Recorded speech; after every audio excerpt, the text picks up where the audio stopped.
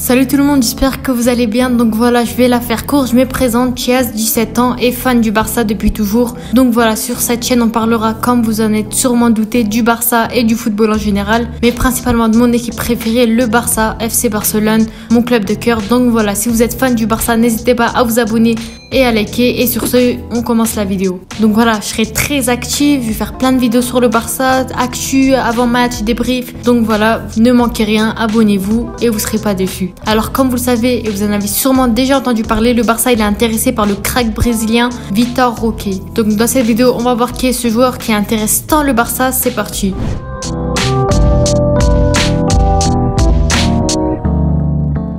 Alors déjà, cette vidéo, elle va être procédée en 4 étapes différentes. Donc voilà, première étape, on va un petit peu parler du joueur, voir qui il est exactement, une présentation. Ensuite, on va un peu parler de son parcours en club et on enchaînera ensuite avec son parcours en équipe nationale. Et pour finir, bien entendu, mon avis personnel sur le joueur et comment je le vois dans les prochaines années dans l'équipe du Barça. Donc voilà, on commence vraiment avec la présentation du joueur. Donc voilà, Vitor Hugo Roque Ferreira, plus couramment appelé Vitor Roque. Il est né le 28 février 2005, donc voilà, il a tout juste 18 ans, à Timóteo, une commune au Brésil. C'est donc un footballeur international brésilien qui joue au poste d'attaquant, plus précisément avant-centre, un numéro 9, même s'il peut aussi jouer ailier des deux côtés. Donc voilà, c'est très pratique, il est assez polyvalent à l'Atlético Paranaense, encore une fois, au Brésil. Et aussi une petite particularité sur lui, c'est qu'il est gaucher et contrairement au droitier, on n'en a pas énormément, mais il est aussi à l'aise avec son pied droit, donc voilà, on peut le considérer comme ambidextre. C'est un peu un Dembélé, un Rafinha, donc voilà, ça pourrait être très bénéfique pour le Barça aussi. Malgré sa petite taille, 1m72, donc voilà, c'est pas très grand non plus. Il a une très bonne agilité et la majorité de ses buts, il les marque de la tête. Comme quoi, la taille, des fois, elle veut rien dire du tout. Donc voilà, il est assez agile aussi avec ses pieds, sa tête. Donc voilà, il est assez complet, je trouve.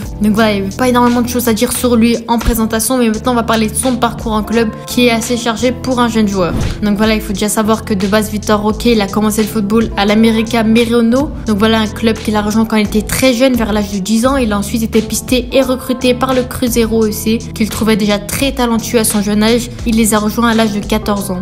Et comme tous les joueurs professionnels, il y a toujours une première fois, et en mai 2021, alors qu'il avait que 16 ans, Vitor Roque signe son premier contrat professionnel avec le Cruzeiro FC, club qui joue actuellement en deuxième division brésilienne. Donc voilà, ses débuts en professionnel ont été assez compliqués pour début, lui qui ne connaissait pas vraiment le haut niveau brésilien en division 2. Et il a fait ses débuts pour la première fois en octobre 2021, donc quelques mois après, contre le Botafogo, où il entre qu'en fin de match à la 60e minute, mais malheureusement, il a rien pu faire de spécial dans le match. Il a carrément même pas pu finir le match, il a joué que 18 minutes et son entraîneur, il a décidé de le remplacer par un autre joueur, alors qu'il a même pas pu terminer le match. Donc voilà, c'est assez compliqué au début. Il a ensuite joué 4 matchs tout en étant remplaçant et en entrant sur le terrain qu'en fin de match. Donc voilà. Et comme vous savez, comme quasiment tous les joueurs qui ont réussi, la lumière est apparue. Et il a inscrit son premier but en professionnel 7 mois après, le 20 février 2022, lors d'une rencontre de championnat brésilien contre le Villa Nova AC. Il est bien entendu titulaire sur cette rencontre où les deux équipes elles ont fini en match nul. Donc voilà, il a fini buteur dans ce match. Il est enfin dans sa lancée. Et après 2 saisons plutôt bonnes, passées avec Cruzeiro où il a fini avec 16 matchs pour 6 buts marqués en finissant 3e de la division 2 brésilienne, certains clubs, notamment brésiliens et européens, commencent à s'intéresser aux joueurs. Mais en avril 2022, Vitor Roque rejoint l'Atlético Paranaense, son club actuel, où il signe un contrat de 5 ans. Il devient alors le plus gros transfert du club pour un transfert évalué à plus de 5 millions d'euros. Donc rendez-vous compte, à seulement 17 ans, il a signé un transfert à 5 millions d'euros au Brésil. Donc voilà, ce joueur, il est espéré, vraiment, ils attendent quelque chose de ce joueur. Il est là pour abattre l'ennemi très fort. Donc voilà, il doit tout donner avec ce club. Donc voilà, Vitor Roque joue son premier match directement après son arrivée, où il découvre pour la première fois le réel niveau brésilien, la première division. Il jouera contre des fameux clubs comme Flamengo, Sao Paulo, Santos, enfin bref, des gros clubs où la majorité des stars brésiliennes ont été formées, comme Ronaldo, Pelé, Neymar, Ronaldinho, enfin bref, toutes les stars brésiliennes. Il joue son premier match face à l'Atlético Mineiro, justement son ancien club. Malheureusement, ce match, il l'a perdu, mais il a pas lâché l'affaire, bien entendu. Le joueur, il est vraiment motivé, il veut montrer de quoi il est capable et qu'il mérite sa place de titulaire, que c'est pas un flop, qu'ils ont pas déboursé cet argent pour rien. Et 2 mois plus tard, en juin 2022, il a inscrit son premier but en Copa Libertadores. Donc voilà, c'est équivalent à la Ligue des Champions d'Europe. Donc voilà, dans la plus grosse compétition du Sud d'Amérique, il a réussi à marquer son premier but. Donc voilà, c'est très fort déjà à seulement 18 ans. C'était face au club Libertad, le meilleur club club du Paraguay. Il était bien sûr titularisé ce jour-là, il a même carrément ouvert le score et participé à la victoire de son équipe pour un score final 2-1. Donc voilà, c'était un match assez serré, donc voilà, il mérite amplement ce but. Ce but, il avait de l'enjeu, donc pour moi, ce match en plus de ça, il a très bien joué et il devient ainsi le plus jeune joueur de l'histoire de l'Atlético Paranaense, donc son club actuel, a marqué un but en Copa Libertadores à seulement 17 ans et 120 jours. Donc il bat déjà des records à son jeune âge. Je pense qu'il a des sports devant lui. Pour sa première saison, il a joué 29 matchs avec son équipe pour 5 buts marqués et il a fini finaliste de la Copa Libertadores justement contre Flamengo. Malheureusement, ils ont perdu cette finale, mais ils sont allés déjà très loin. Son club, il a aussi fini 6e du championnat brésilien la saison dernière. Aujourd'hui, cette saison, le joueur, il a 4 matchs joués pour 3 buts marqués. Il n'a pas beaucoup pu jouer avec son club, malheureusement. C'est justement à cause de sa sélection. Avec l'équipe brésilienne, il y avait beaucoup de compétition. Donc voilà, il a quand même réussi à être décisif avec son club.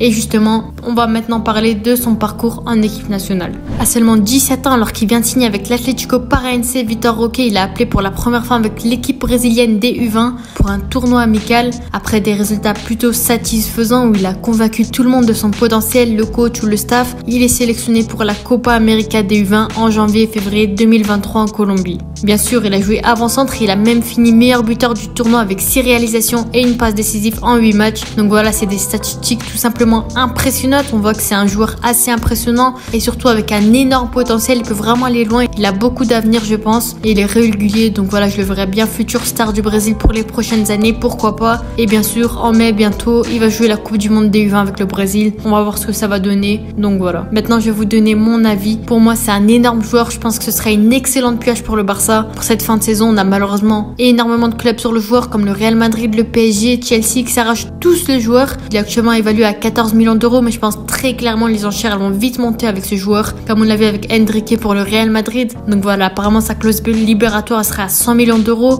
Bon, je vais pas vous cacher que ça va être très compliqué pour le Barça, surtout qu'avec le Barça ils ont beaucoup de crises financières, etc. Donc voilà, ça va surtout jouer sur le joueur. C'est lui qui va faire son choix malgré les moyens du club. Il va choisir son club de cœur, j'espère, le contrat aussi qu'ils vont lui proposer. Donc voilà, il doit choisir le meilleur club. Il a récemment dit qu'il voulait jouer avec le Barça, qu'il voulait mouiller notre maillot et que surtout il était fan de la star Neymar qui lui aussi était passé au Barça.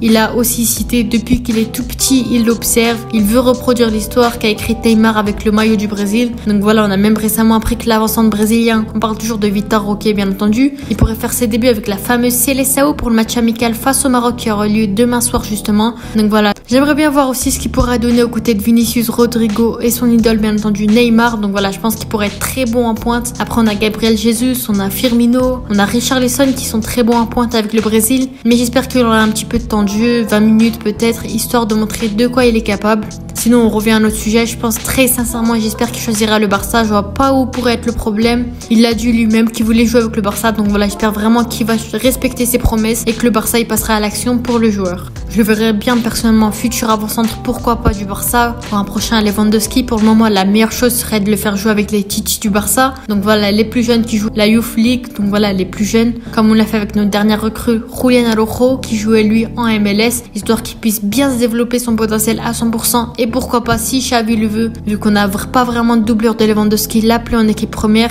qu'on puisse voir un peu ce qu'il peut donner dans les grands championnats européens, même face à des petites équipes que je respecte énormément, mais comme Cadix, Almeria, Elche qui sont en grande difficulté, ils ont rien à perdre de l'essayer. Donc voilà, ou bien tout simplement la meilleure solution serait qu'on le prête à un club en Europe ou en Liga comme on l'a fait avec Ezal Zouli, là où il pourra jouer à haut niveau, il pourra vraiment se développer et s'adapter aux conditions du Barça. Il pourrait être titulaire en plus de ça, j'espère. Il faudra juste faire le bon choix. Donc voilà, je pense que ça pourrait être vraiment un très bon joueur pour les années à venir. Faudra bien sûr que le Barça saute sur l'occasion et achète le joueur. Faudra bien sûr poser le chèque. Malheureusement, je sais que ça vaut vraiment le coup, je pense. Donc voilà, faut bien entendu qu'il s'impose au Brésil et je pense que ça devrait aller, j'espère. Le Barça doit passer à l'action. Le joueur doit montrer ses motivations pour le Barça, doit montrer qu'il veut vraiment rejoindre le club espagnol. Donc voilà, c'est déjà la fin de cette vidéo. J'espère qu'elle vous a plu. Si c'est le cas, bien entendu, n'hésitez pas à vous abonner et à liker la vidéo. Donc voilà, on se dit à la prochaine. C'était Yas. Ciao.